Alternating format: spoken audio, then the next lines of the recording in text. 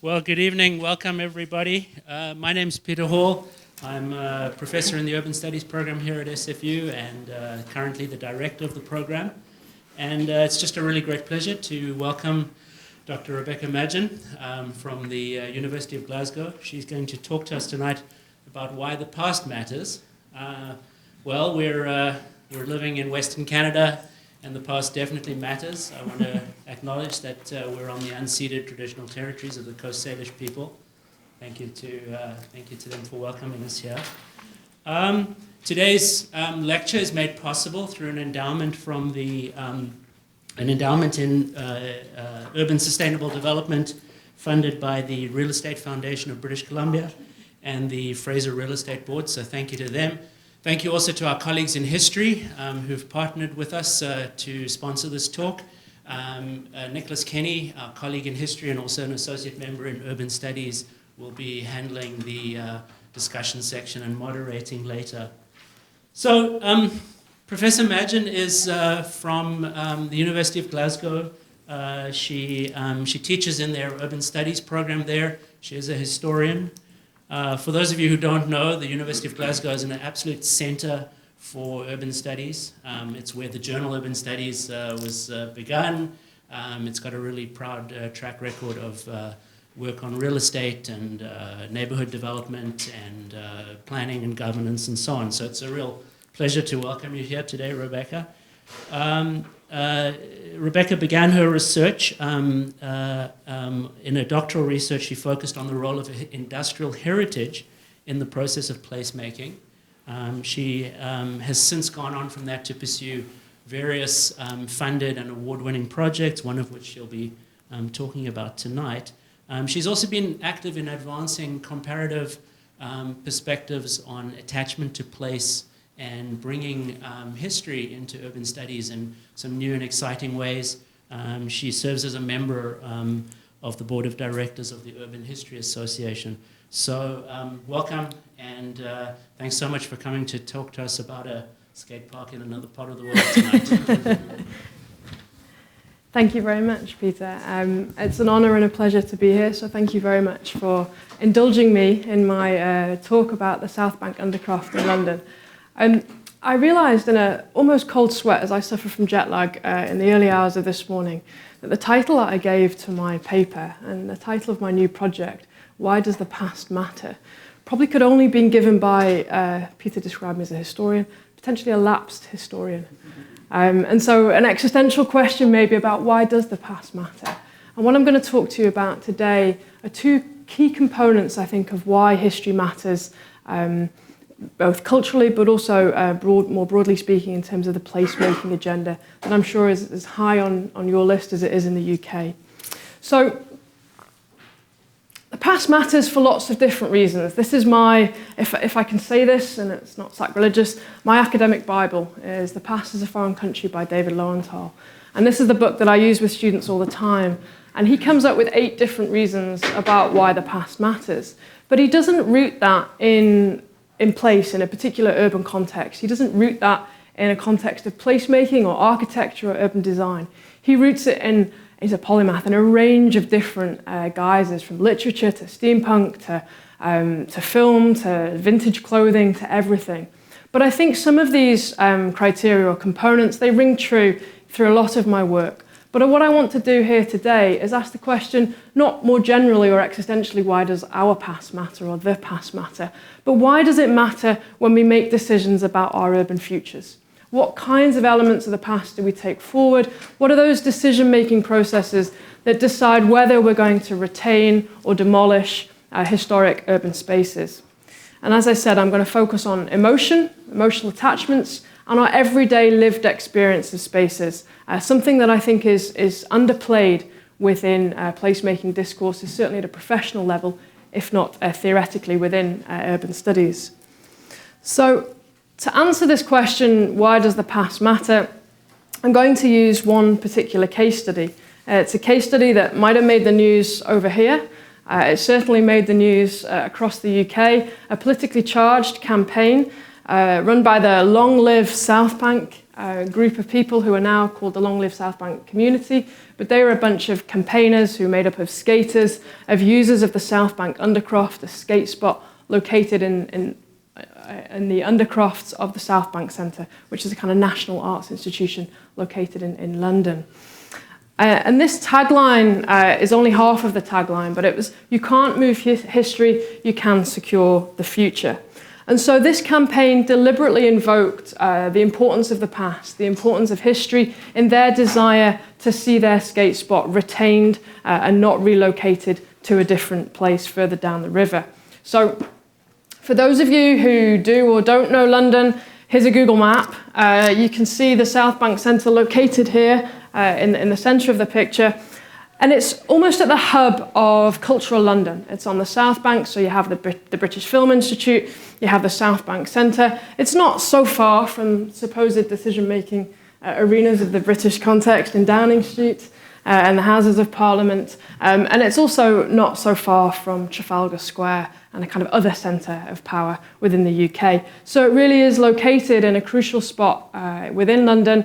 And it's, I'm not sure if any of you have been, but if you've been as tourists, you're more likely to have walked past it than you're more likely to have walked past Big Ben. It's that central, located in London.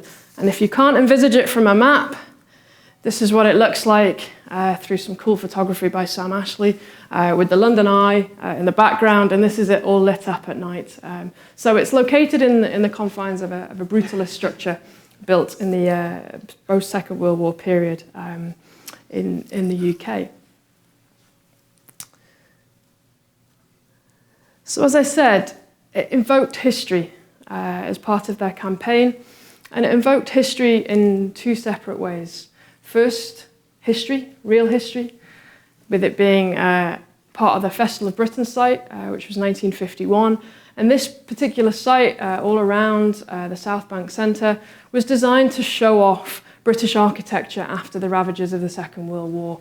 It was designed to show that British architects and urban designers had the power and the skill and the prestige to move on ideas about how we should build cities in the aftermath of the Second World War. So this is a crucial site in the context of British cultural, political and architectural history, but it's also a crucial site for skate history, for skateboarding history as well. Now I work on history and I work on heritage, and everywhere I go, I hear this was the world's first something. And I think this is potentially the most tenuous world's first that I've ever heard, and I must get it right. So I'm going to read it because I often get it wrong. The world's oldest recognised and continually skated skate spot. So make of that what you will, but as I say to students when I talk about history, it's very different. It's very different to heritage. History is about accuracy as far as the sources allow. Heritage is a representation of the past and what matters in the present. And so the fact that the skaters and the Long Live South Bank campaigners invoked this rather wordy world's oldest recognised and continuing skated skate spot, I think sings out to their desire to mark out the South Bank Undercroft really as the kind of spiritual home of British skateboarding, but also making its mark really on the world skate scene. And we've got some skaters in the audience. They may say something different about whether it's actually as internationally important as it is, but certainly from the British context and perspective, it certainly is. And I wanted to just point out a couple of other key dates. This is the historian in me. I can never escape these key dates. Okay, so 2013 was when the site was designated as an asset of community value. And I'm not sure if you have similar regulations and legislation here in Canada.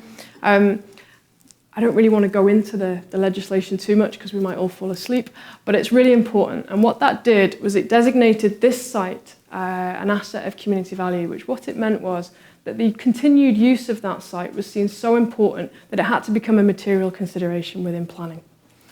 And so it wasn't listed, it wasn't given any formal heritage protection, but it was protected under the British planning system, or rather the English and Welsh planning system. And that was a huge strike across the bows for the South Bank campaigners, because it meant that they had some form of awareness within the legislative system that this space was important.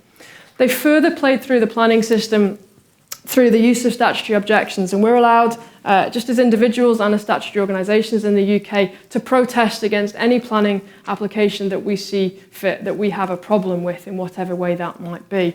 And so I think I'm right in saying that this is the UK's most objected to planning application. So it's the world's oldest recognised and continually skated skate spot, but it's also the most objected to planning application, with 33,000 planning permission objections and also 150,000 signature petition. So it really captured the awareness, and not a lot of those 150,000 were skaters. So it captured the attention of people like you and me, people who just walked past, people who were tourists, people who read about it, people who saw the social media campaigns and the films that went out as part of that. So it really became a kind of key talking point within British culture. And it's got a happy ending. Lots of times I do these talks and I talk about campaigns that failed or buildings that were demolished. In this example, it remains. So we can be happy about this one, and it was saved in 2014. But the story doesn't stop there. It continues, and it will continue today, and hopefully it'll continue next year as well. And so they've changed their tagline, if you remember, from "you can't move history" to now, well, in fact, "you can make history." And so what they're now trying to do is they're not settled with keeping the skate spot from relocation. They're now trying to reopen all of the skate spot that was originally skated in 1973 when it first opened. So there's an ongoing campaign, if you like, to make sure that this skate spot is kind of true to its historic origins. So that's a little bit of the context and the history behind the space. Now, you're going to hear me use two phrases quite a lot today. One is skate spot and one is skate park. I made the almost fatal mistake as a researcher on this project, entering into the project to talk about the South Bank skate park. And automatically I was kind of jumped on, and that was my ignorance. I didn't really understand. So it's crucial that we all understand together what these two terms mean. So skate spot is very simply a kind of organically created spot that's kind of found by skaters who just see a space and they decide that they want to appropriate that for their skateboarding tricks and such like. And a skate park, in the context of this campaign, was something that was being purposefully designed by architects or designers that skateboarders would then go and use after that. So there's a big difference here between organic and purposefully created. And so what did that look like? Well, that was the site of the proposed skate park. So the decision really was to close down the skate spot in the Undercroft and to relocate it 120 metres further down the river and to turn it into a skate park. Okay. Now, you might look at this from the outside and you might think, pretty generous offer by the South Bank Centre. They needed this land to redevelop. They knew that skating was a part of their culture, but the skaters never had any legal right to this site. It wasn't theirs, they didn't own it. There's no private property rights involved. But what they did have was a kind of figurative ownership, a sense of belonging to this space. They'd skated it for over 40 years. And so the South Bank Centre recognised that and proposed to put a skate park in place. Again, coming in from the outside, you would think that this would be a potentially positive move, but it was rejected unanimously by the skaters who then formed the Long Live South Bank campaign. And it was rejected because at the heart of this campaign was the belief that physical relocation would equate to emotional dislocation. So for them, this was fake, this was pastiche, and it was actually an insult to their culture. And the most important thing for them was to be able to keep skating the space that they thought they'd found in 1973, and that gives rise to the world's oldest skate spot. We'll just shorten it for now. Otherwise, the 40 minutes will be up as I keep trying to talk it through. So this paper is going to unravel the reasons why you couldn't move it from there to there. And note the terminology. This is a plan from the South Bank, some of their promotional material. And they didn't use the terms either. They just called it skate space to skate space. And so there's a kind of equation there of the two different things. And they were very, very different things culturally and two very different things emotionally. So the rest of this paper is going to concentrate on why you couldn't physically relocate this skate spot into a skate park. In doing so, it's going to open up a discussion around how the everyday uses and experiences in this skate spot engendered profound emotional attachments to the skate spot that drove the decision to campaign against the relocation, and that drove the tagline, "You can't move history." Now, however eloquent I might be, I would never be able to describe the feel of skating. I'm not a skater. Thank goodness, as part of this project, I didn't have to get on a board. I think the health and safety regulations would have gone crazy. But I could never describe the feel of it. So what I'm going to do now is just show 3 minutes of a film that we made with the skaters that was designed to let their voices be heard as to why the space was so special to them. And hopefully within this, you'll pick up on a number of the themes that I'm going to develop as the paper goes on. And that's around the sensorial reactions to the space, the feel of the space, the sound of the space. You'll be able to see what the space looks like, but you'll also be able to hear how they describe the space and why it's so important to them. So if the technology works, it'll just be 3 minutes while I try and show you what the South Bank Undercroft is like.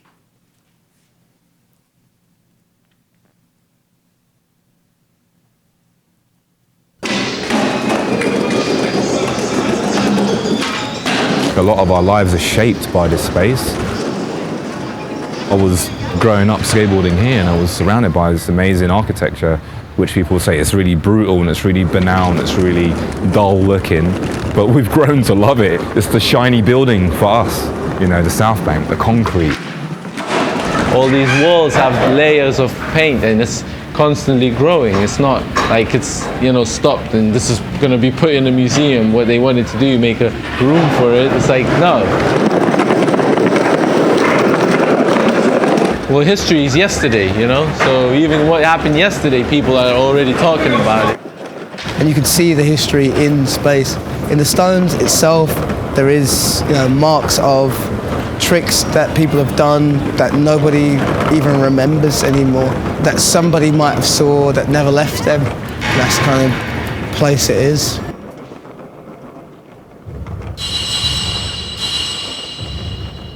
People could criticise us for maybe romanticising it. It is a romantic story to a certain degree. I mean, it was people that found a space, started to use it, and that number grew, and then they become generations, so generation after generation. It's an indigenous tribe. The continuity is the space, whether it's a whole space or whether it's a small corner of what's left of the space. The journey is what matters, it's not the goal, you know? With South Bank is a perfect example of that. It's like you can put a room full of, you know, history about South Bank, but it's not about that because that's finished, that's it, that's a picture on the wall. But the ongoing process is what matters, the evolution of it, you know? It's completely different to like the feeling of skating a skate park. And there's so much like flow to this place. And it breeds a certain style as well. Like you can tell who's here is local because you can tell they're skating in like the South Bank style. It's integrated with my muscle memory, you know, the things I feel, and I can feel skating there. I'm miles away, and I can come to places that are similar and it'll instantly remind me of it. It's like an imprint on my psyche, you know, it's very special to me. And to anyone who's ever skated here, just the way it sounds. People can tell you exactly the way it sounds. I can hear 1,000 different sounds. Only one place sounds like South Bank, that's it. The space is also within the people, and that has a resonance throughout people that go there. This has been the one place that has been here the whole time. And to get rid of that for another transient coffee place seems like a complete waste of cultural history, because it's probably, apart from some of the older BFI buildings and this building itself, one of the last remnants of, you know, the reason why this place was even built in the first place, which was in the Festival of Britain.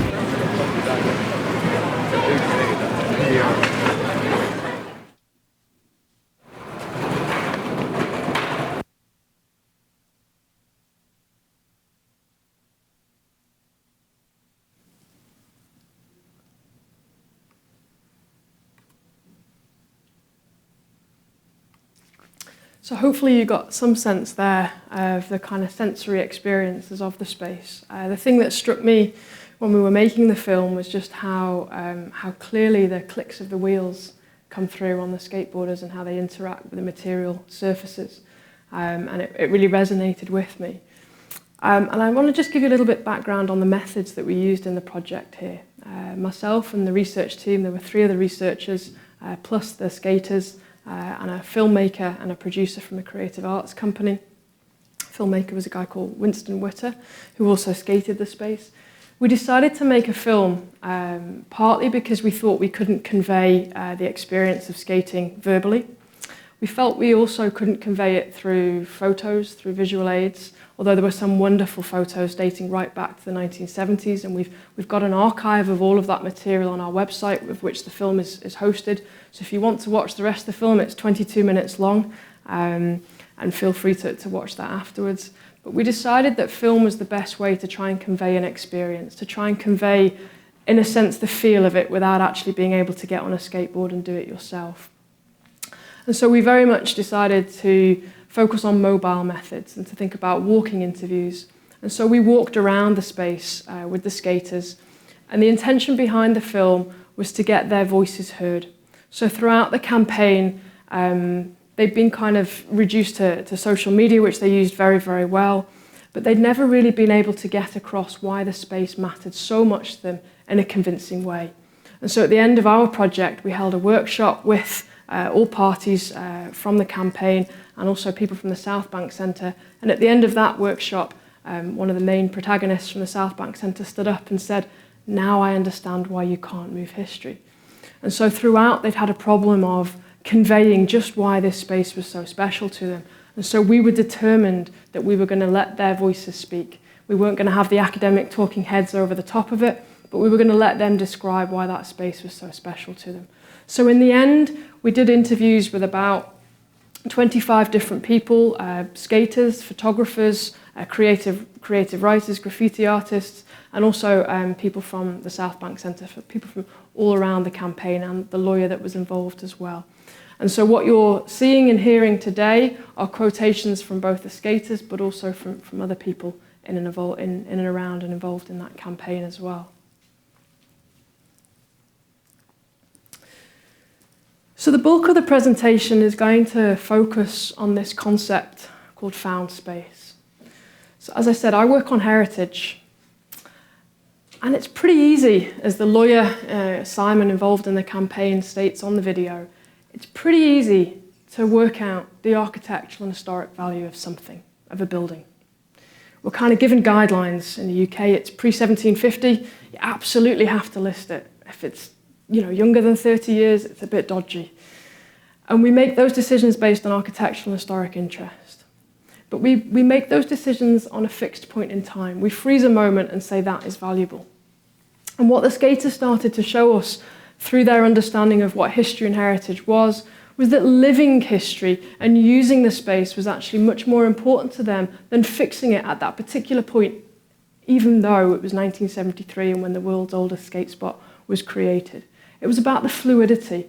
And so they came up with this phrase, this concept called found space. And myself and the rest of the researchers spent a year trying to understand what this concept was. It was so elusive, it was so difficult to try and understand it. So what I'm going to try and do for you today is give you 3 components of what found space is. And it very much relates back to that organic creation of a skate spot versus the purposefully designed skate park. So here's our attempt as academic researchers at a definition. Organically created spaces where people conduct their everyday practices in ways which were not predetermined by architects, planners, or urban designers. Okay? So it's very much about finding something, to use the same space but actively. So it comes really from, I'm kind of conscious I've got skateboarders in the room who'll know the history of skateboarding much better than I will. But forgive me if I get this wrong, and please jump in if I do. But anyway, it comes from just down the coast, it comes from California, and it comes from the surfer's desire to try and replicate the feel of surfing out of the water. And so I love this story. They'd go around suburban villas in the LA hills, and they would find drained swimming pools to colonize and appropriate and to try and learn different kinds of tricks. And so the notion of found space is the active, it's the verb, it's about finding somewhere. And it gives them a real sense of ownership and a real sense of being able for the first component to discover their spaces. And so whilst the surfers were getting to grips with natural forces and the skateboarders were moving into swimming pools, what we see in the South Bank and in the Undercroft is a desire to appropriate urban spaces. And so you get that shift from nature, from sea to suburbia into urban areas. And they kind of said it was the place where nobody else wanted to go. Interestingly, it used to be mainly was kind of the brutalist, modernist spaces of the post-World War II era in the UK that they tried to appropriate. And they shared the spaces with what was termed marginal people. So it was called Cardboard City for a while. There was a lot of homeless people down there. And they really sought out the leftover spaces from the brutalist era, and they tried to appropriate them. But they did that with a nod to the cultural references they were receiving in American skateboard magazines. And so they were trying to replicate what had happened in California in an environment that they could themselves appropriate. We don't have too many dried out swimming pools in the UK. The climate's not quite good enough. So instead they found the kind of brutalist leftover spaces. And so right from the start, this is one of the oral histories here, right from the start the guys realized that this space was perfect. And it was perfect because they'd found how to skate it. Not because somebody had designed it for them and allowed them into it, but because they'd discovered it and they'd found ways through which they could perfect their tricks. And so a crucial point in the campaign was this belief that you couldn't create it. Therefore, you couldn't recreate it. You couldn't relocate it. That it had been found, and that was what gave it its uniqueness, its rarity. And so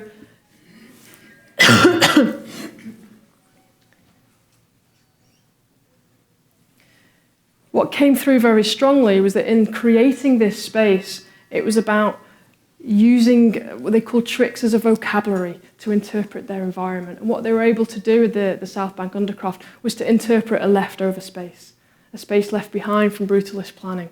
And so one of the lessons that I learned really early on was that skateboarding was much more of a creative practice than it was a physical practice. And it was about stimulating their minds as much as it was their bodies and their senses and their muscles. And so I was really interested in this notion of how they would use the skateboard and move around the space in ways that helped them to feel and interpret their environment.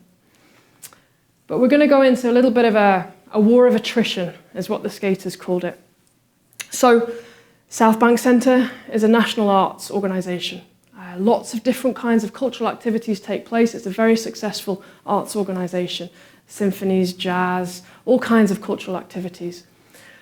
And the noises that you heard on the video, the clicks of the wheels, they at times would conflict with what was happening above the Undercroft in the symphonies and the jazz and the musics and the spoken word and the theatre and all the things that were happening in the South Bank Centre. And so the skaters described this kind of their perceived war of attrition with the South Bank Centre, kind of ebbed and flowed. As I said, they had no legal rights to this land, but they appropriated it anyway. And the South Bank Centre more or less let them coexist in that space. But there were a few tactics or we call them strategies after Deserto. There was a few strategies that the South Bank Centre put in place to try and disrupt the nature of skating. So in the 1980s, you just had a whole bunch of gravel. All right, now anybody who knows anything about skating, it's pretty impossible to do anything with that unless you jump over it. Into the 1990s, just scattered some stones. Again, it's just going to block the wheels. All right, okay. So we might think that this was a low point of skating. But actually, it wasn't. Because that desire to interpret, that desire to discover their environment moved them and motivated them to try different ways to do that. So they started to evolve their craft. So they said it kind of reduced our skating, so then we just evolved and progressed. And we changed the way that we did it. And so you'll hear a lot of the skaters kind of claim protectively their space. They call it the South Bank style. And the South Bank style comes from all of these different kinds of barriers and blockages that they felt they had to overcome in order to be able to keep skating their space.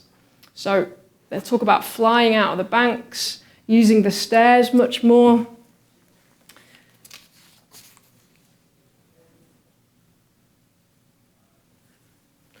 And then seeing the obstacles that were put in place, not as barriers to their craft, but as things to help them evolve their craft. So this thing about stimulating the creative mind of the skaters was very much paramount in the narrative that they post hoc put on this. I'm sure at the time it wouldn't have been such rational language, probably would have been quite a lot of emotional language involved, but when they're reflecting back, as these oral histories are, they're talking about it in a very positive way. So rather than disrupt that emotional attachment and connection to place, it actually served to reinforce and bolster it. You can see here that South Bank Centre then decided to put a rail in. Skaters just decided to jump over it. So it's a real kind of clash of understandings here between a formal arts institution and a bunch of skateboarders who are both grappling over the same space, but really not understanding that if you put a barrier in, it'll just help us to evolve our craft, and we'll just make those attachments even stronger than they were before. But then we get to a thawing out in the relationships. And in the early 2000s, you get Rich Holland and his skatable structures. And so the South Bank Centre actually actively facilitate skaters within this space from that point on. Well, not from that point on, but for a little period of time they do anyway. And so you can see some of these skate structures with the ledges. And so again, they're able to evolve and improve their tricks and interpretation of the environment. And then the one that I think I like the best, some of those petition boxes. So they just put them on the steps and they think, well, before we take them off to City Hall, we'll just jump all over them. So again, you can see really how they just make the most of their environment. They're adaptable and they do it in ways which strengthen their bond to the existing place. They're not giving up here. They're not going away. And even when they've won the campaign in 2014, they decided that they didn't stop there. They changed it from you can make history, you can't move history to you can make history. And so they're trying to reclaim the part of the Undercroft that was closed off to them in 2004. And so this is the part that was closed off. And they've even come up with a term for it, which I really like. And they've even done a dictionary definition of it. And what they're trying to do there is to recognize the atmosphere. And I think hopefully you could get some of that from the film. But they're interested in both the physical and the intangible aspects of the Undercroft and trying to reclaim that atmosphere. And so it's to that atmosphere that I want to spend the second of the criteria of found space. And this is about embodied experiences. So we all know there's been a revival and that brutalist architecture is now valued by many architectural critics. It's demonized by others. But for the skaters, it was less about what the architecture looked like and more about what it enabled them to do within it. And you've seen that with some of the barriers and the blockages that were in the Undercroft. And I really like this quote because it talks about the intangibles, the things you can't put your fingers on. It's the atmosphere, it's the ability to move around in a space, it's the flow of the space. And they talk very much about trying to locate this in the space. I think this is my favorite quote from the entire 25 interviews and thousands, hundreds of thousands of words of transcript. It's integrated with my muscle memory, you know, the things I feel. And I can feel skating there when I'm miles away. It's like an imprint on my psyche. And one of the things we found when we were looking at the kind of analysing the data, and we thought, there's a real sensory experience going on here, and sound was dominant. And I think I tried to point out the clicks on the wheels. And the skater here, Jason, he says on the film, just the way it sounds, people can tell you exactly the way it sounds. I could hear 1,000 different sounds. Nowhere sounds like South Bank. That's it. And so sound to the skaters was of crucial importance. This is one of the oral histories, talking about how they could remember the space and the atmosphere. So these weren't fleeting recollections, but these were deeply embedded visceral reactions to a particular space. And again, this is the oral history talking about how noise reverberates around within that space, the kind of roof that was closed in on them, and how that created a particular kind of aural vortex. And interestingly, sound was also used as a way to invalidate or inauthenticate the new skate park plans. The South Bank Centre wanted to move it to within a space that was located underneath the railway tracks. And they said anybody who knows anything about skating knows that you can't have something with that kind of noise around it, because you won't be able to hear what you're doing. And so the kind of sound and the sensory environment there was crucial to them. But sight was also invoked by the skaters. But it was invoked in a way to try and get other people to see it, to feel it and to see it. And so they made a film, as they did throughout the campaign. They made a series of films to try and convey that experience of skating. And they said, don't give us words. Don't give us statistics about how many people skate here, what time of the day they skate here, that culture in this way is more important than culture in that way. Just come down. Just look at it. Just open your eyes and see what we create here. So we don't need words. We don't need to say anything. It transcends language, the beauty of it. Just go down, just open your eyes, just look at it. So sound and sight was something that they felt were very important, not only for their craft, but also to try and convince other people of the special value of that skate spot.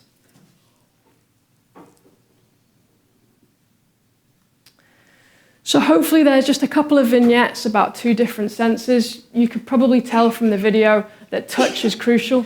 All of the time they're touching the skateboard, they're touching the material surfaces. They understand the feel of the materials. They understand the importance of concrete. They understand the importance of ledges. So touch is also in there.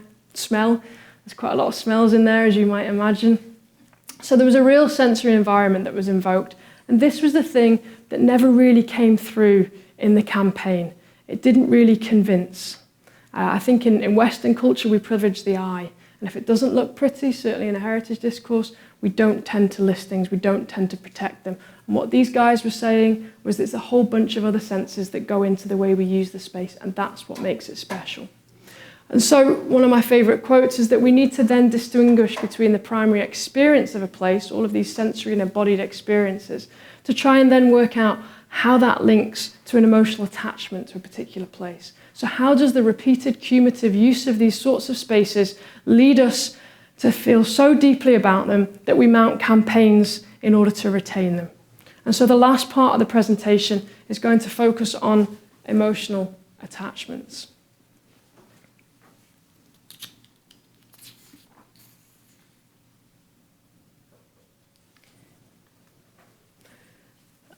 So again, as I just picked a couple of senses, I'm now just going to pick a few emotions. I'm not going to go through the whole range, otherwise you really would be here all night and you'd be sick of us talking of emotions. So I'm just going to pick a few, and I want to caveat this. Let's take a glass of water. I want to caveat this when I present them to you. I've circled the ones that I'm going to show you, talk to you about. I'm going to present them as binaries, as love or fear. But actually it's way more complex than that. And so just as a kind of rhetorical purpose here, or device, I'm just going to present them to you as if they're positive or negative. But actually there was a whole complexity behind these emotions that they were expressing for their sight.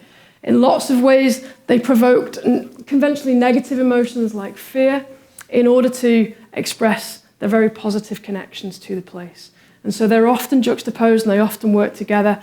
But as I said, just for the point of explanation, I'm just going to outline a few for you.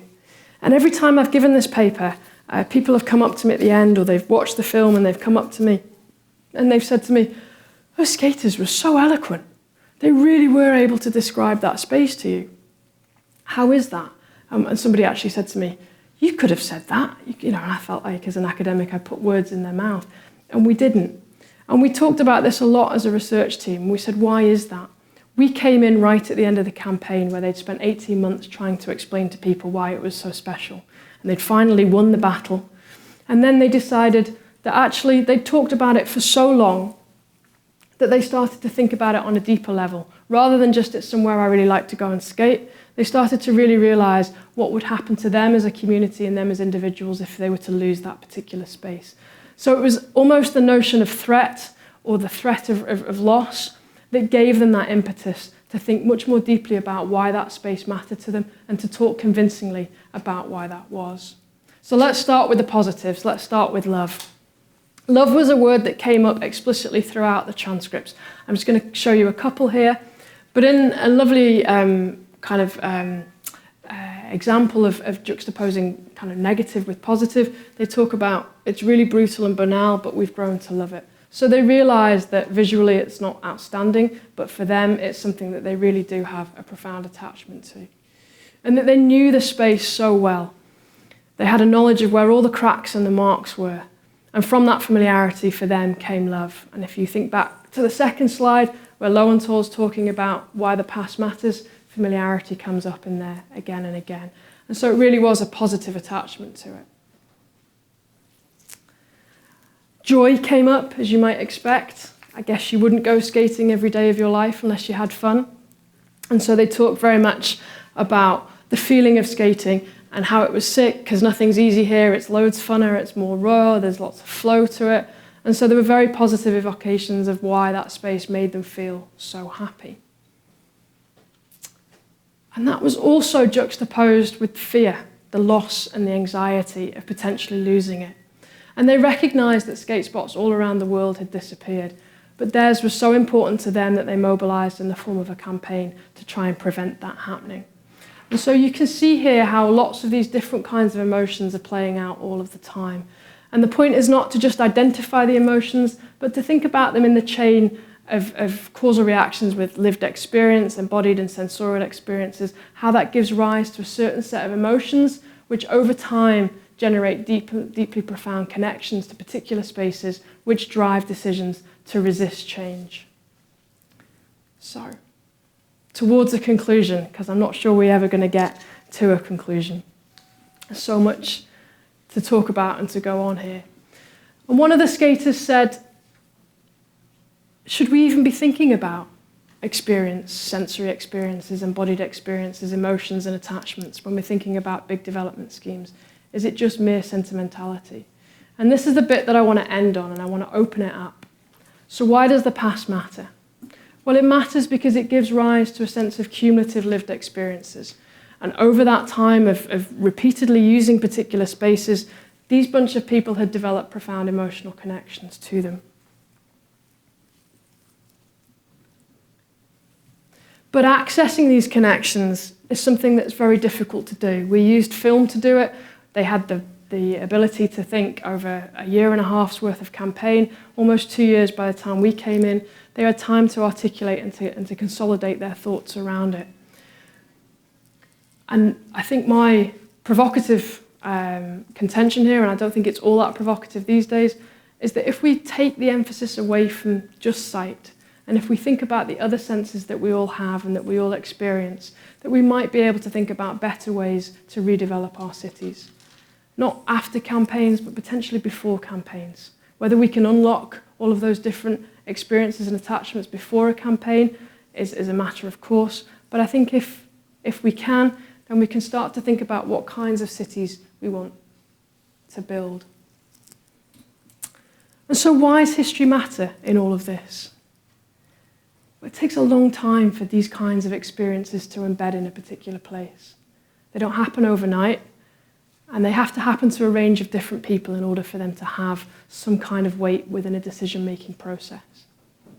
And so historic places, whether they're listed or they're self-defined as the world's oldest continually skated skate spot, did I get that right? I hope so. It takes time. And so for me, as in the wider urban studies field, thinking about how we make places or the process of placemaking, my decision is to look at historic places, because those are the places, to go back to Lowenthal, that have the familiarity, that give us guidance, enrichment and escape. And so I want to end not with my words, but with the words of Louis, a skater there he is at our workshop, and he stole the show. And it was after that point, and we showed the film, that one of the South Bank Centre guys came up and said, "Now I understand why you can't move history." So I'm going to read it to you, just to finish. Imagine individual after individual with their own experiences and feelings about the place, from generation on generation, stretching back to 1973. Think about how many people have got a deep connection with the space and the people they shared it with. Think about all the layers of paint on the walls, all the tricks that have been landed, all the photos shot and the footage filmed. For 40 years, people have enjoyed themselves here. People have been extraordinarily creative, built a great sense of community. Why? stop it now. Well, they didn't. And they've asked me to show this because you can help them make history. And so what they're doing now is trying to crowdfund enough to make sure that the original space as found in 1973 can be enjoyed by future generations of skaters and not just the people who found it in 1973. So if you want to know more, you can go onto their website. You can even donate if you're so desire. You can find out using their new tagline, "You can make history."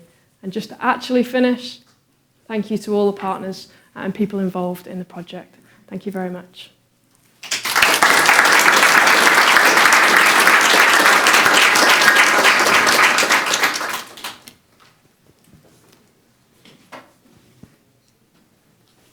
Well, thank you very much, Rebecca, for a fantastic talk. Very eye-opening, but I don't mean that in a way to restrict our sensory conceptions of sight. Is that like unmuted?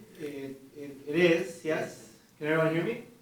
Yeah, okay, so my name is Nicholas Kenny. I'm a member of the history department here at SFU. Thank you very much to Rebecca for coming all the way from Glasgow to be here.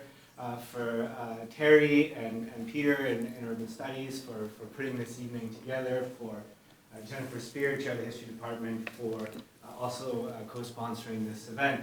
I'm extremely pleased to be up here sharing the stage briefly with Rebecca. I've been asked simply to offer a brief commentary, to introduce another commentator, and then to open it up for discussion. It's nice to see so many of you here, and I know people are watching over the webcast and will be later. And I gather Rebecca's family are up at 3 in the morning watching online, so shout out to them. And the reason that I'm so happy to be here having this discussion with Rebecca is because in addition to being a brilliant scholar, as you've just seen, she's also a good friend of mine. We've known each other for many years. We've co-edited a book together that gets into some of these questions of attachment to urban space. And I think, Rebecca, what you said tonight resonates for all of us in so many different ways. The example that you gave us, the case study, as it were, of South Bank, speaks to so many reasons why so many of us are passionate about cities and about urban environments. The way we move through cities physically, the way we relate to them on a deeply sensorial but also emotional and interior level has such a profound impact on the way we think about our urban environments, on the way we imagine ourselves within them, on the way we relate to one another within them, and I think that's important. And what you've shown us here is that actually this sense of attachment to space is also deeply contested, and it's a deeply political thing. And it's not to be taken for granted. And there are competing interests in cities that are trying to impose different understandings of what that sense of attachment should and will look like. And I think for all of us who live in Vancouver, we're very familiar with that, right? We think of Vancouver in many ways as a shiny city of glass, as Douglas Copeland put it, bright new towers and expensive condominiums and fancy restaurants and all of that. And that's this kind of self projection of Vancouver as sometimes referred to as a city without a past, as a city without a history that's forward-looking and young and dynamic. But when you scratch at that surface, you see all kinds of contested ways in which people have negotiated the space and made a claim to the space in ways that spoke to their sense of attachment. And I think we do it all the time. Not only can we make history, but we do make history every day in the way that we lay claim to urban space. And one of the reasons I think this is particularly relevant for us here in Vancouver is because as many of you know, Vancouver is a city of constant kind of redevelopment and everything, and many of you will know that the city is planning to remove the viaducts, that kind of highway, that elevated highway that leads in and out of downtown Vancouver here. And that's going to be a very contentious thing as they redevelop entirely the neighborhood, and as private interests take a major lead in what that part of the city is going to look like. And so there's all kinds of discussions happening right now about a place that is really central to Vancouver's past, even before the very notion of Vancouver was. This was traditional indigenous hunting and fishing and living territory for time immemorial until the start of colonization, and then this area around is really where the city of Vancouver emerged. So it's a deeply important space for us to be thinking about. And I had the opportunity with a group of students last year to work on a series of historical plaques where students kind of told these stories through text and images and video in order to try to remind ourselves of these deep and contested histories. And one of the issues actually that came up is the fact that there is a skate spot there by the, many of you will be familiar with it. And I'm not going to say anything further about it because we have experts here to talk to us.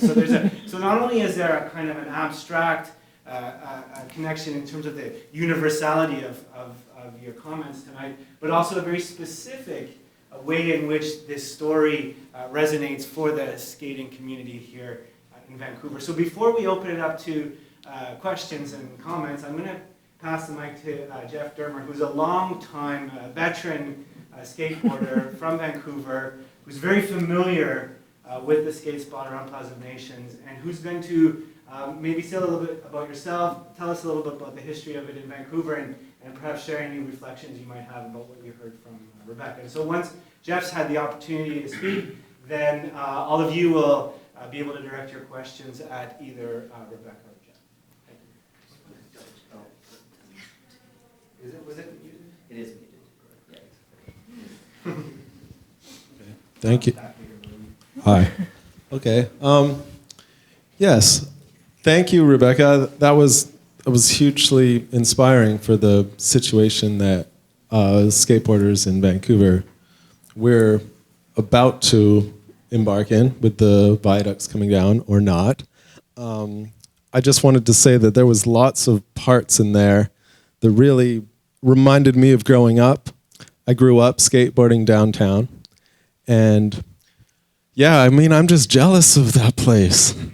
I'm jealous because it was an art center, and therefore they let it fly. And I'm jealous that it had banks.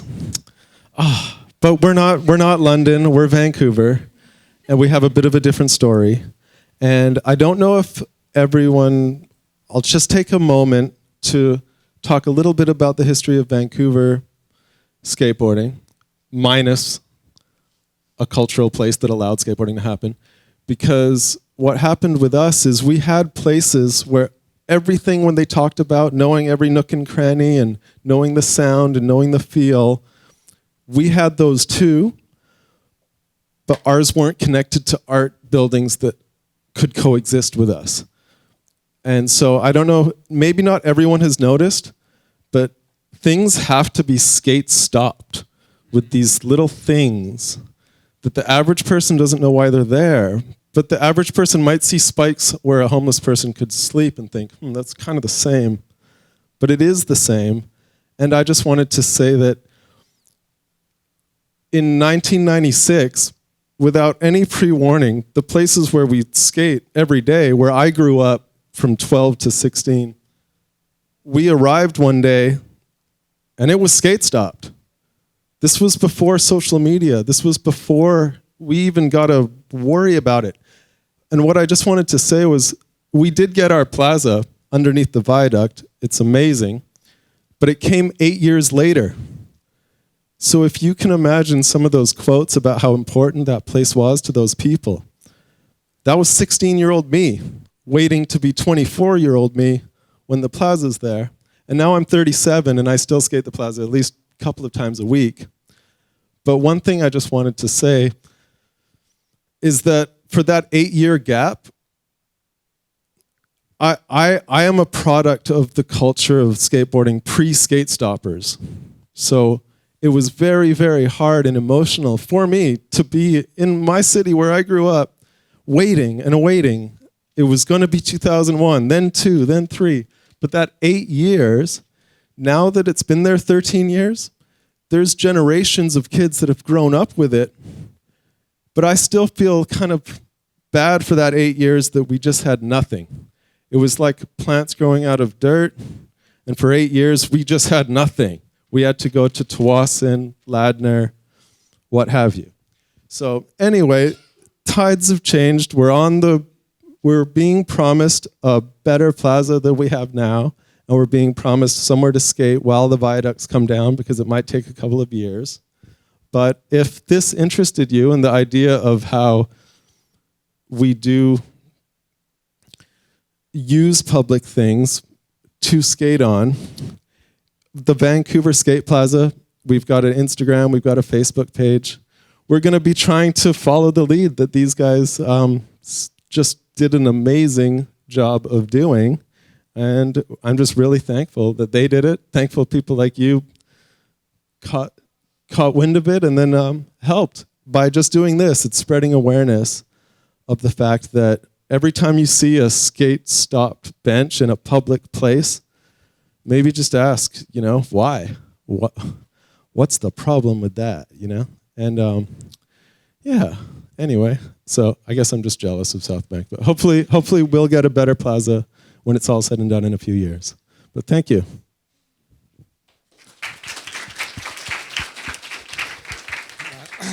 Thanks, and that's a great point you raised about the skate stoppers, and I'm sure people will notice them everywhere they go now. And ostensibly, our urban authorities say that it's to protect the urban infrastructure, right? That's what they say. But of course, we know it's about further marginalizing communities and people. And I was actually at a recent conference where there was a historian presenting on the history of skateboarding, and he was saying that all you'd have to do if you really wanted to preserve the urban infrastructure is, rather than have those stoppers, you could put kind of a protective ledge along those lines. Or higher quality infrastructure, and that would radically change the access to the city for various people. So it is interesting to keep in mind. Again, coming back down to how all these little things that our urban lives are made of are deeply contentious and political. So thank you very much, Jeff, for sharing that with us. And at this point, I'd like to open it up for conversation. I can be the roving microphone here, or I also, for those of you on that side of the room, I'll invite you to please use that microphone over there, and that will allow everyone to hear, including through the system. So who would like to start? Yes. I guess I would ask, you talked about the importance of sound, which in this case has been specific to skateboarding, but I wondered if you and your team, in thinking about embodied experience of place, found other studies that referenced sort of not privileging the visual, or thinking about a sound experience, if there are other experiments or places that you heard of where that also came to light. Yes, so kind of soundscapes are a thing, apparently. And so, as Nicholas said, everything is deeply contested, the kind of sounds that you want to hear, and the sounds that you can hear in a city. And there are lots of different examples, but I'm going to pick one from a project that I worked on, which was about trying to recreate sounds in a city.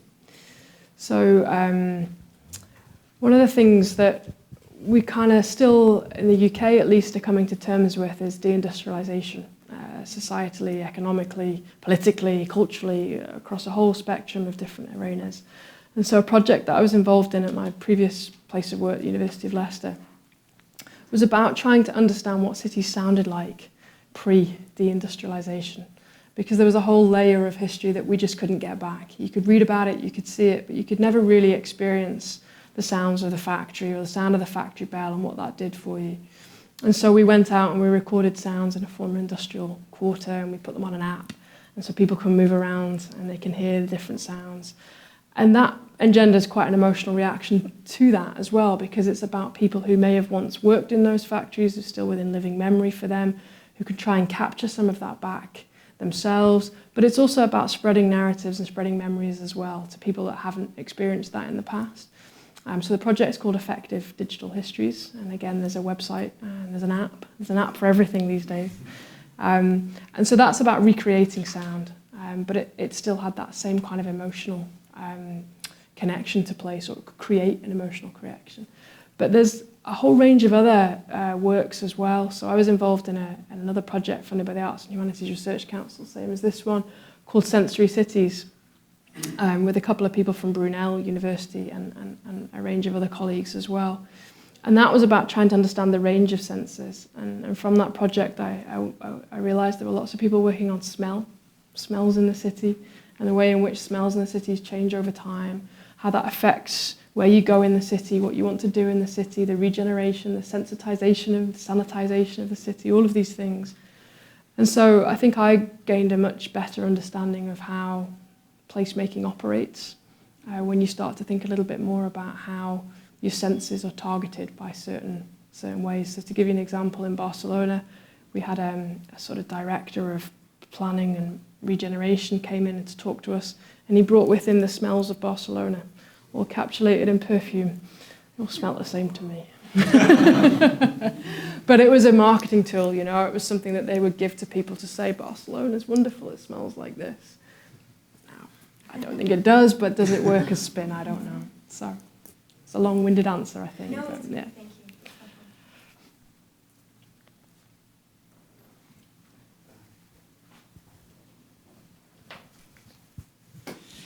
Hearing your talk, Rebecca, and then the comments from Jeff makes me concerned about the situation in Vancouver. So you told us about, in your South Bank study, you know, you could, watching this and hearing it, I could feel how it was in people's bodies, in their bones, their muscle memory. It was part of their community, their culture. So in Vancouver, it sounds to me like we're constantly displacing a community. And what happens? I mean, you guys don't have that muscle memory. You don't have the sounds. It hasn't been 40 years of everyone knowing what it sounds like to skate there. So what are we doing, not just to the skaters, but to other communities that we're constantly pushing further and further onto the margins? And what are the ramifications of that? And I don't know if in any other study you've seen what happens to a community when this happens to them. And what do they...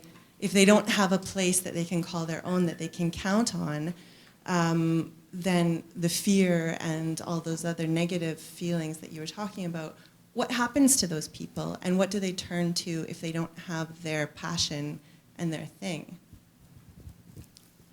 Jeff, do you want to respond a little bit, and then I'm happy to. I think, yeah, you have to understand. With us, it was like a wave. I like to say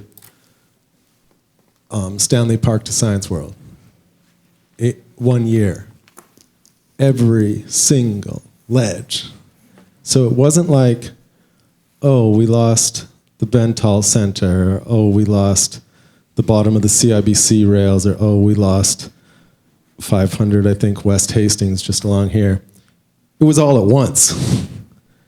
You know, it was like, I don't even know how to, it just brings up chilling memories, you know, like that's hard, it was that harsh. It's cool that I'm here getting to tell you people, but imagine, it was harsh. And what it did was just meant that no skateboarders could live in the way that we had lived in a social place to do it. Because you could go to places without having to call anyone. You just know you'll see people at certain places.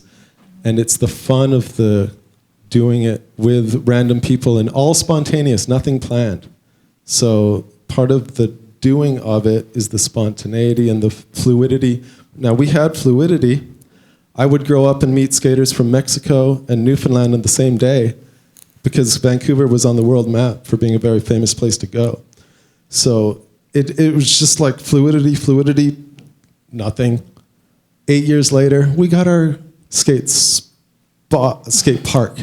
And so when it was a skate park, we were so like just up beside ourselves. Just that in fragments. You know, I'd say like a diamond is made from pressure. The plaza we made was the world's first that had marble and granite. I saw people come from Australia, California, throw their board in the air. They did it, someone did it. Through what we were put through, we made something that the whole world had never seen. It's like Spot Park, we were the first to do this. Yeah, our plaza is the first in the world that was called a plaza. And the reason it's called the plaza was that entire lecture. That's why it's called the plaza, not the skateboard park. Because the skateboard park insinuates like regulations and thing. Yeah, so yeah, it's been great to do as best. We did the best we could. And the fear, when I think about that fear, the fear has been for us is knowing that, okay, our days are numbered. But we're in a bit of a different situation because it was made for skateboarding. It wasn't a fluke of this universe that there's banks and it's connected to an arts thing so it doesn't get skate stopped. We didn't have any of that. We built a non-organic thing. But we also built it 13 years ago with a very small budget.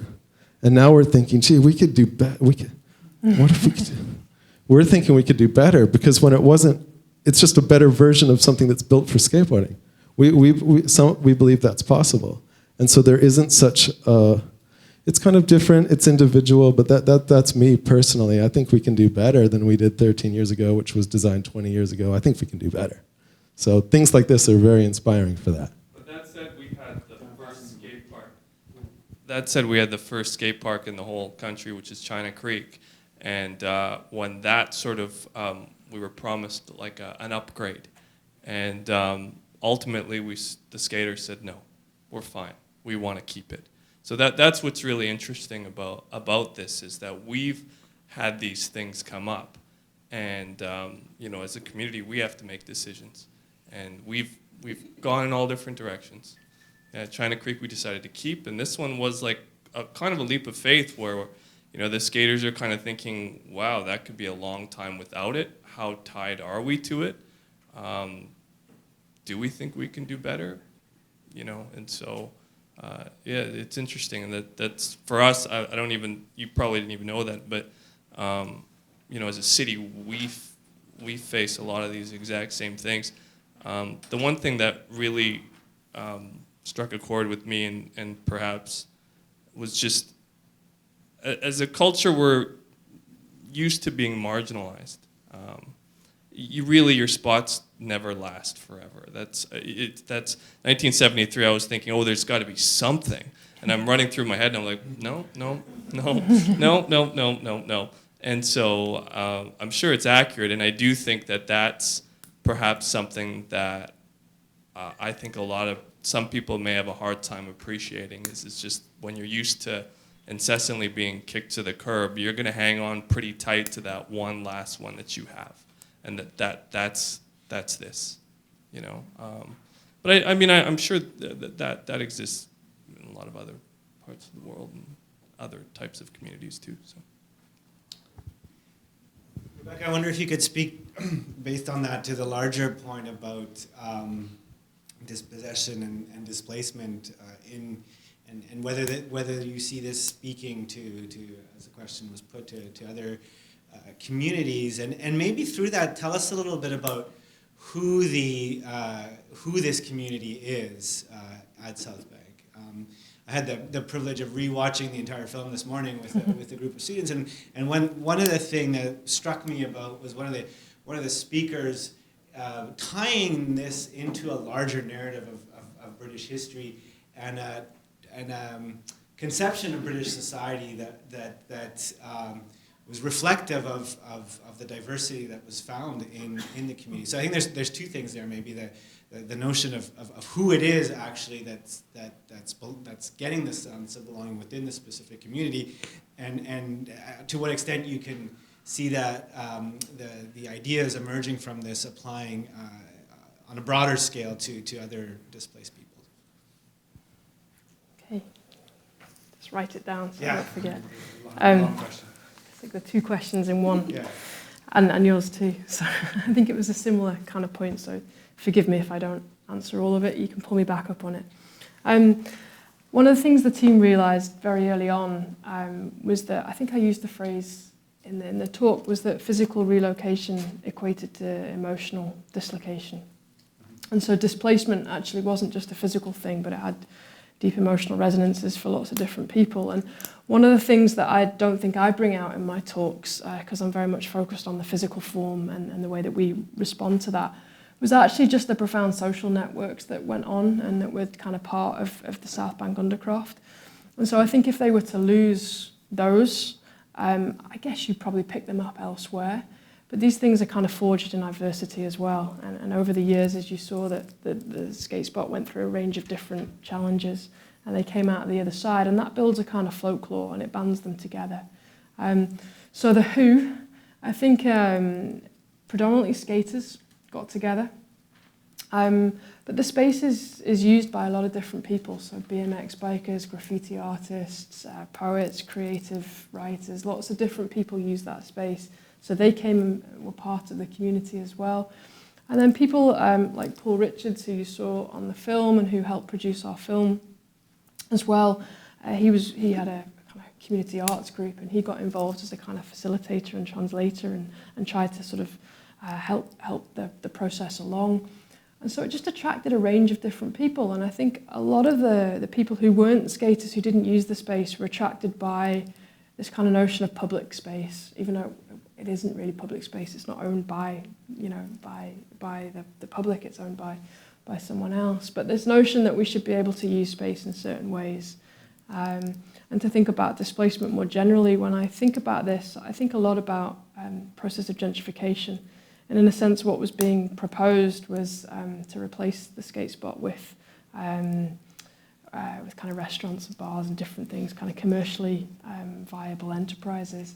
And so I think you talked about other studies. The ones that strike me are the ones that focus on the lived experience of that process of displacement. And again, I probably would say this given the focus on sensory things, but I was always struck by some work on Harlem in New York City about the way in which they'd say it was no longer, I don't know what the American version of cheddar cheese is, but it was no longer kind of a normal cheese, it was feta cheese, or it was halloumi. That was what was being sold, that was what you could smell. And so these very banal day-to-day things actually have a huge impact on people, because they make you realize you don't belong there, because you can't afford that cheese. You don't know what that cheese is. It's cheese at the end of the day. But it has that kind of sensory reaction of seeing and smelling and knowing that you're out of place.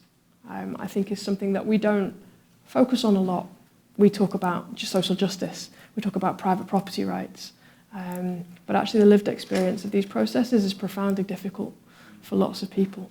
And I'm sure, we're all resilient and adaptable. These guys find different skate spaces all over the city. But actually I think it leaves an indelible mark on your ability to believe in a system. And like Jesse said, to cling on to the bit that really matters. And that's what they did in the South Bank. So I hope that answers all of those questions at once. That was a doozy. There's another question over here. Hello, thanks. That was a really, really great presentation. And it sort of occurred to me while watching, I think for most of the people in this room, this is a great story about people sort of having this space, but there's a lot of people that might also see it as kind of a nightmare scenario, particularly whoever is putting up skate stops and things like that. And I'm wondering, what do you say to people like that might want to try and stamp out this kind of activity before there is it becomes this embedded sort of use, and how to sort of let these things happen organically, I guess? Big question. It sounds like talking truth to power. Because the only people that want to stop us is people that are worried about being sued or something.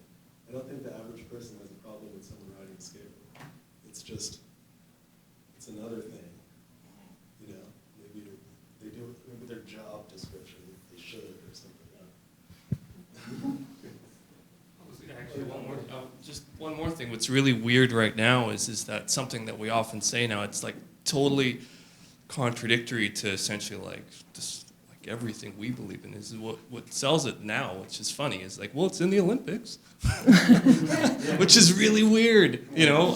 But when I'm talking to that guy, like that's might be how I sell it. You know, obviously, like you try to explain the cultural significance of it too, and show examples of how it has worked. You know, that's what we seem to do. Yeah. So, I think in the information age, in the 90s compared to now, you see, as a skateboarder, we can, you know, I've never talked to anyone on behalf of getting rid of skate spots. It's like it comes in the night. There's never a conversation. It just comes down on you, you know? Like imagine, and I've tried struggling my whole life, talking to my family and talking to relatives, you know, explaining what it's like. How does it feel to totally be engulfed and love something so much and then see a public place be made where little kids are skateboarding on the only bit of flat, but the benches all have skate stoppers. In 2017, I've been skateboarding over like 30 years. How does that feel? Well, you know, I can't. That's very hard to describe. That's very hard to describe. It just is what it is. And I'd say that by traveling around the world, yeah, now it's just like I'd suggest anyone, if you go to Barcelona, just watch, just look, because our plazas, our parks are all grass, and then they have a little pathway and maybe a wading pool for kids. Their plazas are open and stone, and you can roll around. And part of our problem is that the idea that there's room to skate is always so squished, that there's so many people laying claim to it that it's got to be safe. Well, there's a 200 square foot of grass that's not being used and like 20 square feet of cement. We're trying to do tricks, and yeah, the board could hit someone. You know, it isn't safe, but we're dealing with it the best we can. So I think it comes down to that well-trodden phrase, the right to the city. And I think a lot of what was going on in this discourse was around public and private space. And I've just put this slide back up on the board because it's a really uplifting, and I think you guys used the word inspiring story. And it's a fantastic story, but at the end of the day it was saved because one man, the city mayor, Boris Johnson, who's the good guy in this story, he's not often the good guy in British culture, for some parts of British culture anyway, he actually came down and said, I'm going to direct refusal of this application unless you keep the skate spot. So it was actually one person's decision. Now, that is not therefore a universal decision. There are obviously people who wanted it to go forward, not least the South Bank Centre, who, you know, to give them their due, they actually needed that space in order to be able to be, you know, to continue being a viable business. They had plans for redevelopment. And so I think when I talk about sensory experiences and emotional attachments, you open up a can of worms when you think about legislative planning systems, and you think about the systems that our countries are built on. And in the British context, it's built on private property rights. Skaters never had any legal right to this site. So when you take it down to the letter of the law, I think you start to think about all the different complexities and problems that might then ensue if you don't have, I can't believe I'm going to say this, if you don't have a Boris Johnson in your midst who's in favour of it. And so in lots of ways, this is a fantastic story. But whose embodied experiences matter? Now, the South Bank Centre is a formal arts institution that has hundreds of thousands of people that pass through the doors every year. Incredibly successful. What about the people that attend their concerts? What about their sensory and embodied experiences? They've been doing it year after year after year. how does that play out legally? I'm saying not morally or theoretically or conceptually, but in our legal system, how does that play out against a different set of competing interests that might be the skaters, it might not be the skaters, it might be tourists.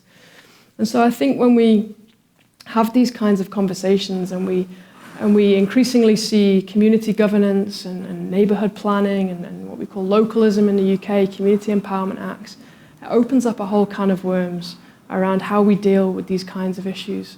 And so you are going to get the people that shout louder, and in this case the skaters shouted louder and were incredibly convincing, but it might not happen the next time. It might not happen in Manchester or a small city. It happened in London with a very powerful mayor who came down and said, no, this is not going to happen. So I think there are much, much broader issues to kind of spin out of this kind of conversation, this kind of campaign about what kinds of cities we plan, but also what kinds of systems are in place. And I think the British system of private property rights is what our country's been built on.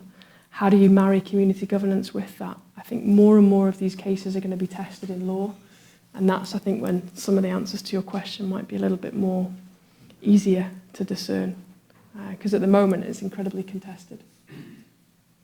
I must just say, though, that I presented the account of the contestation between the campaigns, but actually these guys are now working with the South Bank Centre jointly in a collaborative effort. So they've gone from working against them, they're now calling it a collaborative working relationship, where they're jointly putting in planning applications, put in a planning application to secure the original space. So there is a way that you can work together having been very, very far apart. And these guys are kind of one of the test beds of that, I think. And it'd be really interesting to see how that process plays out, both for their own culture, but also for the future of the site as well. Did that answer your question? I just think, I know in Vancouver in particular, we have a lot of places where I think you feel like they're public spaces, but they're not. And so you start to wonder, well, yeah, so I don't know, it's interesting. I appreciate that.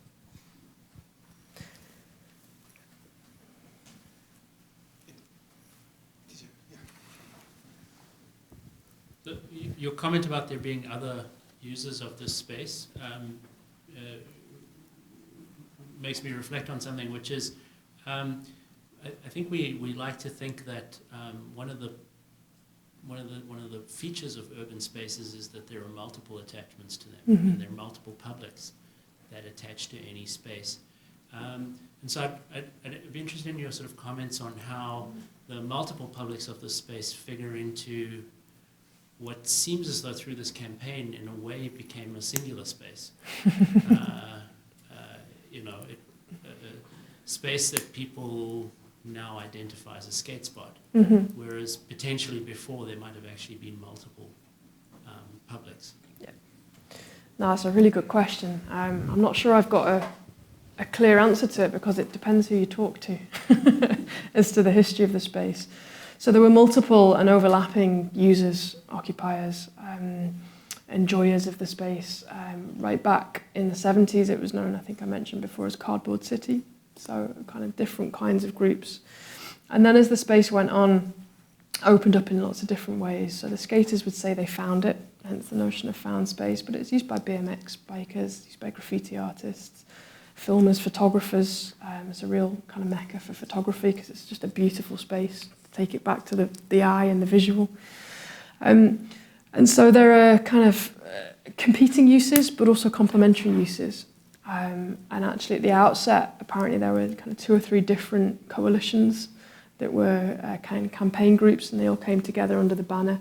And I think it goes back to your point, they came together under the banner because it was really the last place, it really did matter to them, so they kind of joined together. But to say that it was a homogenous community and they were all in favour of retaining the skate spot would be an untruth. There were skaters who were in favour of relocation. There were skaters who'd skated the spot who were involved in talks about how to redesign that skate park. But ultimately there were enough people joined together to kind of defeat that and to keep to the skate spot. And so there was a group of different people, but there are also conflicting interests within that space as well. So the graffiti writers, the graffiti artists, how does that change the way that you skate when you have the paint? These guys will know better. It kind of affects, the materiality is then affected by it. Was there a conflict between them? Some people tell you there were, but in the course of the campaign, that all sort of died down a little bit, and it was a kind of consistent and sustained narrative. And I think the thing that united them was just the pure desire to keep the space open, and that kind of washed away some of those other multiple publics, which of course exist, and they exist, as I said before, above ground. So not just in the Undercroft, but the people that enter the South Bank Centre and use their fantastic facilities. So there's so many multiple publics. There's the tourists who walk down the South Bank every day. There's the people that perch on the railings to watch the skaters. They're all part of that environment. They all have different claims to it. So legally, in terms of a planning system, that's the challenge, I think, is how you weigh up all of those different interest groups. I'm glad I'm not a planning lawyer. Might be richer, but... I can just yell. I loved your question. That's a really intriguing thought. The concept of that it became a singular space again is really fascinating because it kind of went full circle. And I just want to say I appreciate your presentation. It's really been really enlightening. A man named Ian Borden in 2001 wrote a book called Skateboarding Space in the City, which I was thinking about it the whole time you were talking because, well, I don't know if you know him. Yeah. Okay. Anyways, he talked about architecture and multiple uses of appropriation of architecture. And in the context of this scenario, but also in the context of the plaza, and in my neighborhood in East Van, there's a tunnel called Leaside that's a DIY spot as well. That's become a singular space again. There are other people that are using it. We just saw an ad from a very large clothing company appropriating our space for a clothing ad, and we all got mad about it. But then I started to think, well, is it fair for us to be mad about that? And there's emotion that happens as you start to appropriate a space. So I'd love to hear from you just about the nuances of that progression from seeing a ledge that was recently built, starting to skate it, there's no real emotional attachment, to becoming a place and emotionally attached. And then maybe that ledge kind of isn't so fun anymore, so it moves on. But maybe there's, from your experience, maybe there's some advice for us as a city to understand, well, how do we watch for that emotion starting to rise, and how can we encourage it, and maybe it's negative emotion, and how can we dissuade it? I'm not sure if you understand the question, but as we deal with increments of emotion that build towards these architectural spaces, do you have any guidance for a city like ours as we pursue adopting architecture for multiple spaces, I guess? Wow, I'm getting big questions tonight. You're making me work. Jet lag too. Thank you. No, it's a great question, as they've all been. Ian Borden actually was involved in helping the designs for the new skate park. He presented here in 2003. Yeah, no, he's kind of like the academic authority on skateboarding and use of space and such like. And he was, as I said, had a different kind of relationship with the Undercroft. So, advice about emotion. Do I have any advice? It's tricky. It's elusive. I work on buildings and appropriation of space every day of my life. That's quite a sad thing to admit, but I do. I do other things too. And I find it really difficult to say why that place matters to me. I might sit here and say to you, Nicholas showed me the Simon Fraser University campus today. I might sit here and say, oh, it was brutalist, it was built in the 60s, it was this, and I might give you a series of objective things. But actually, my emotional attachment to that is buried deep, and it's often latent and hidden. And so this notion of threat for me as an academic is a really interesting trigger point, at which point some of these emotional attachments and these pure raw emotions bubble to the surface because they're threatened, and you have to articulate why something matters to you so much that you're going to put your emotional energy into trying to save it. And so these things are incremental, of course they are. The more you use it, you'll get frustrated with it because you can't master that particular trick. You'll go back and back and back and try and do it. And over time, you start to like it, and it starts to be, the frustration turns into positivity, or it turns into hate, and you leave it and you never do it again. Whatever it might be, or somewhere in the middle of all that. It's not always black and white. And so capturing those incremental emotions, I think, is incredibly difficult. We tried to use it through film and a reflective kind of walking interview with people in the space. And so I think you're in a perfect position right now, listening to Jeff when we just had dinner before we came in here. You know, the plaza is going through change. And so it's at that moment, I think, people will start to say why it's important to them or why they can just move off into the suburbs or go somewhere else. And so we found that film really helped. It was a medium that they used as part of their campaigns. But we also had, if you like, the right questions. And those questions came out of years and years of reading academic research from environmental psychology to cultural geography. Like a whole range of different stuff went into those questions that we asked these different skaters. And so I think it's a combination of that. But I'd be wary of kind of offering advice because you guys know the space better than we'll ever know the space. And I think what we wanted to do in the film was make that evident, that you live and breathe it. We just come in and research it and try and understand it. So you guys are the ones that will be able to elicit those emotions on an everyday basis. We could come in, you know, periodically and do it. But it took us 2 years in the research team to really pin down all of those transcripts and go through everything and pick all that out that I did for you tonight. So it's a tough job. But as I said, I'm going to throw it back on you. I think you guys know the space and feel the space better than we could ever do. And in that sense, you're the experts. It's just knowing what to look for. I hope that wasn't a cop-out. No, it's a tough question, especially It's a tough question. because, you know, how you decide who lays claim to a space is itself deeply contentious. And if we go beyond the specific case study here, it's this is the city is layered on these competing visions of space, and of course we're particularly sensitive to that here on the West Coast because the spaces we inhabit and that we claim as ours are rightfully regarded as stolen to begin with, right? So that there's lots of really deep historical layers that I think your work helps us to think about. Rebecca is jet lagged, but I think we do have time for one or two more questions. I think I'm at the point where I'm awake now, so I'm all right. Well, since you're awake, I find it kind of tragic that Boris Johnson is who we could thank for saving this space. But I'm curious about whether there was dissension within the skating community at all, whether any people who are part of this community see this collaboration now with this kind of, because skateboarding has this aura of kind of counterculture and protest and being on the margins, and so is there a sense of the cause being appropriated? Are there criticisms of selling out, or is that part of the discourse here, or did you find it fairly unanimous within the community?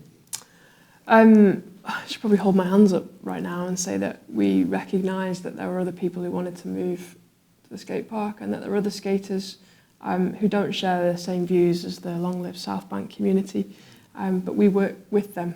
So it's a kind of purposeful sample, if you want to give it a methodological name for it. So I'm sure there probably are. And I think it's a really interesting partnership that the Long Live South Bank community are moving into now with the South Bank Centre. It genuinely is collaborative. They put a joint planning application in together and they're working on opening up the space together. A lot of the transcripts talked about this counterculture, this subversive, this not wanting to be mainstream, and also it was a wonderful phrase by one of the skaters, irrational superiority, from having felt marginalised all of his life. It's on the film, you can hear it in its full context if you watch that. And so I think there is a real tension probably to navigate, but I think it goes back to your point. What's more important? Keeping the space open and navigating that relationship, or having the space closed and maintaining that kind of subversive countercultural, and that's only something that you guys could answer. I was just thinking who lays claim to a public place, and how I answered and said, I've never met Mr. Skate Stopper himself. It happens in the night. It's you can't there's no one to talk to. And there's no winner. Like, everything's safe. It's all anti-skated. But there's no person in the anti-skate place using the things that are now skate-stopped for any better use or any use whatsoever. So something that was used for nothing. Oh, people say, oh, I was going to sit there. Yeah, well, there's like 200 more feet you could sit too. But you're talking, you hear what I'm saying. Yeah. It's just like there's no, when you see places, and now maybe everyone will walk out of here and go through some public places and just look at them. But they stopped us, but it wasn't for the benefit of anyone. I don't know who benefited. People who prefer less life in a public place. Those people that want more nothing, they came up. I don't know. Yeah. Maybe we'll take one final question here. It's going to be a tough one as well. Actually, maybe you'll be happy. It's less a question than maybe a comment. In response to this, I think that what you're saying about safety is actually part of a larger theme in the treatment of public space. This idea that safety now has to be number one. This is very different from, the situation 40 years ago. If you look at the way playgrounds are designed, they're so boring. A lot of them, in comparison to the playgrounds that existed in the 70s, which were much more dangerous, but also much more fun. I mean, if you compare, teeter-totters now to seesaws, when some of us were kids, there's no question whatsoever. You can't slide down a teeter-totter anymore the way we used to do. Showing my age a little bit here, but I think that that's actually part of the same thing: an obsession with safety and preventing people from getting hurt as much as possible, rather than actually allowing them to use their bodies in public space. And getting sued. And getting sued. Yeah, right. And that's the big thing about public spaces. Well, and that's what I was also thinking of, is just that. It's just that concept of how you use your space, and arguably, sadly, it was just going to be used for another cafe. And I think it's even just looking at how we use space in the city, and we, like you'd mentioned, it's just commonly used to generate income. Like less, obviously, parks, but it is just that concept of, and I was just going to ask, what was the other space like? And, one other thing that often the skaters want to be is just in the thick of things like anybody else. We often like that. So what was the other space like? It was under the Hungerford Bridge, so just pull it back up and then you can have just a quick look at it.